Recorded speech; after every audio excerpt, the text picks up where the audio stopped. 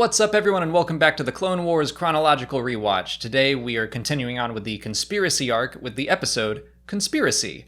And this is the one where Fives and Tup go back to Kamino, and we learn that the Kaminoans have been all in on this inhibitor chip conspiracy since the beginning. How did you like this episode? I liked it. This episode felt kind of like filler. I mean, it was cool to see the Kaminoans like knowing about Order 66 and the chips and everything and trying to keep everything kind of hush-hush. And it was cool to see Nala Se get kind of like upset. Yeah.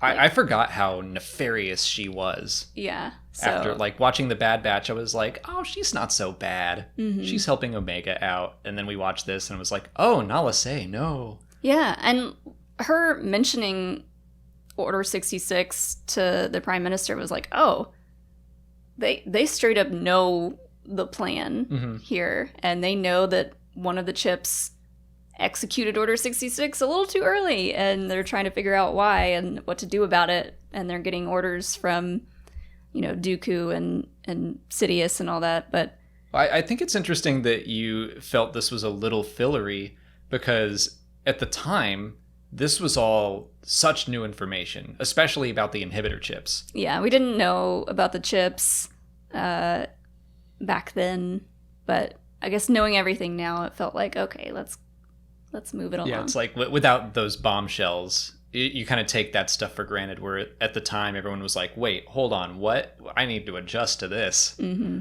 I think we talked about that last week, where just the inhibitor chips were another one of those moments in fandom where people had to readjust their thinking because they thought it was just out of loyalty to the Republic that the clones executed the Jedi. Yeah. Well, especially after seeing Bad Batch and seeing how they all just removed their chips and then were fine. It's really, really sad to see Tup die because his malfunctioned. Yeah, that's still... I can't remember if they get into that in the next two episodes, but that is a bummer. I think that it wasn't all down to the chip, or that it was in him so long and it was malfunctioning that there was just no hope for him, which sucks. Mm-hmm. But like, it does kind of raise the stakes for Wrecker in the Bad Batch. Yeah. Because now I'm like, oh yeah, it was not pleasant. Like, it was kind of rough to watch Tup dealing with all that. Mm-hmm. I would have been scared if I were much younger watching that. But yeah, it's cool to see the Kaminoans talking about Order 66 so cavalierly. Mm-hmm. I do think it's partly because they're removed from the Republic. That's another thing we kind of forget, is that they aren't really part of that government. Like, Obi-Wan had to go way beyond the Outer Rim to find them. So I think they're just following their client's orders of like, yeah, okay, we have these chips, and Order 66 is... I think Lama Su said that it was to stop rogue Jedi, if that ever happened. And he just probably doesn't know that all of the Jedi are going to go rogue eventually. Yeah. But then again, they're also really cagey around the Jedi. And they're like, we got to kill Tup and make sure he doesn't spill any beans to the Jedi Council. Mm-hmm. So they know something messed up is going on. Well, they want to protect their product, and, you know, there's been a lot of money poured into this, and it's kind of all Kamino has going for it right now, so they don't want their entire, you know, jobs taken away from them because the Jedi find out about this little chip. Yeah, and the emotional story is more about Fives and AZ and their quest to help Tup. And the theme for this episode is the wise benefit from a second opinion, which I think it's funny that this is a very medically based episode, just because that's always, you know, second opinion when it comes to medical things. But I think in the bigger sense, it comes to like life advice as well. If you're the only person you're taking advice from, you should go seek out help from your friends and stuff. Yeah. Second opinion's always good. Sometimes if you're too close to a situation, it's like hard to recognize that you're in a toxic relationship or family or work environment or something, but you tell a friend about this stuff and they're like, whoa, that's pretty messed up. Red flags, red flags. So in this case, or like if you are only seeking advice from one person, like Fives is only getting advice from Nala Se. Or like Anakin and Palpatine. Exactly. Yes. If you're only seeking advice from one person who does not have your best interest at heart, seeking advice from someone else will help you realize that. Yep. But yeah, I was going to bring Anakin and Palpatine up because he's like the only person it seems like Anakin can go to complain about the Jedi. Yeah. We never see him do that with Padme, really. He just goes and he whines to Palpatine, who like has his own motivations, and he's like, if you're only seeking advice from Palpatine, you're gonna get manipulated.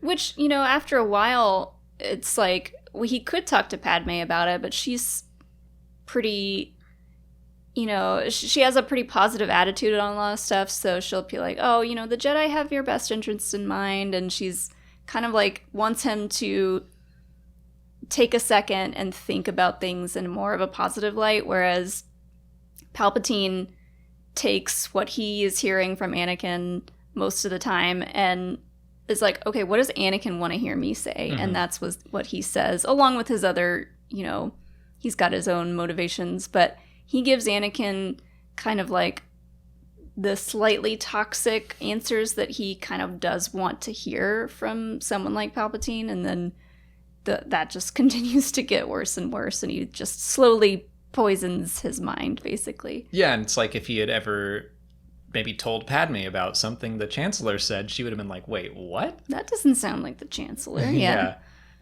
It's interesting now, like, having read Queen's Hope and Brotherhood, and by the time this video comes out, they will have come out like 6 months ago, I bet. But to me, they recently came out, and it does seem like Anakin and Padme very much wanted to try to keep their professional lives and their personal lives separate. I mean, obviously they collide a lot in the Clone Wars series, but they probably didn't want to talk about that stuff when they had time alone. Yeah. So, yeah, that kind of makes sense. But yeah, get a second opinion, everyone.